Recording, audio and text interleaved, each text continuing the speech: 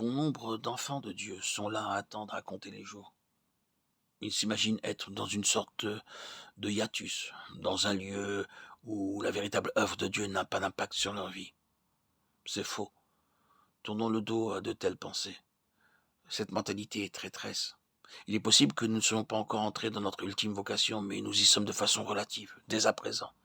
Et nous n'y entrerons jamais pleinement, à moins de mettre à profit toutes les possibilités que nous avons sous la main, maintenant même. Une telle situation est d'ordre préparatoire.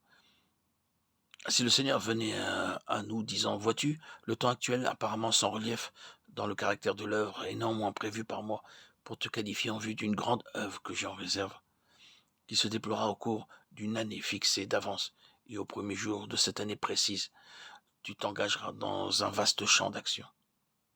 Nous mettrions aussitôt l'intervalle à profit pour nous préparer. Mais Dieu ne fait pas cela, et cependant, il se pourrait bien qu'à un moment précis, inscrit dans le plan de Dieu pour notre vie, il y ait un départ vers une tâche très importante. Mais il ne voudrait pas que nos cœurs soient en travail devant lui uniquement en raison de la portion de l'œuvre qui nous attend. Il désire que nous soyons travaillés intérieurement au sujet de notre union de cœur avec sa personne. Il est si facile de rendre les gens diligents et sérieux lorsque vous leur donnez un travail précis à faire. À défaut de cela, il y a peu ou pas d'initiative personnelle en eux, qui les pousserait à prendre l'attitude suivante. Il est fort possible que Dieu ait quelque chose en vue, je n'en sais rien, mais je m'en je vais je m'en vais mettre à profit ce temps actuel pour lui, de sorte que je serai prêt s'il devait m'appeler le moment venu. Si seulement nous prenions cette attitude de nous rendre à l'évidence que de toute façon, nous avons partie liée avec le dessein de Dieu.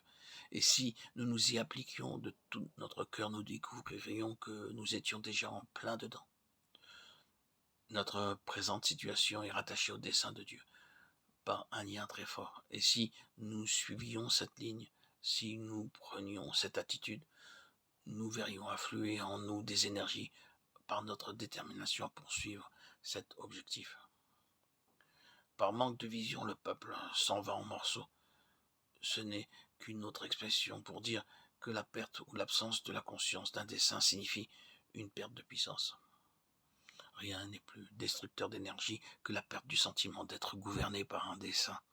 Rien n'est plus démoralisant que de perdre le sens d'un dessein bien défini. Si l'ennemi peut trouver accès en nous pour nous donner le sentiment qu'après tout, nous sommes mépris sur notre vocation, notre vie, notre œuvre, et qu'en pensant que Dieu nous confiait une tâche, bien que ce n'était pas vraiment le cas, que tout cela est faux et qu'il n'a jamais eu cette pensée, alors l'ennemi nous a démonis. Nous voilà, faibles, impotents, démoralisés, incapables de faire face à quoi que ce soit. Il faut absolument éviter cela. Nous sommes appelés selon son dessein.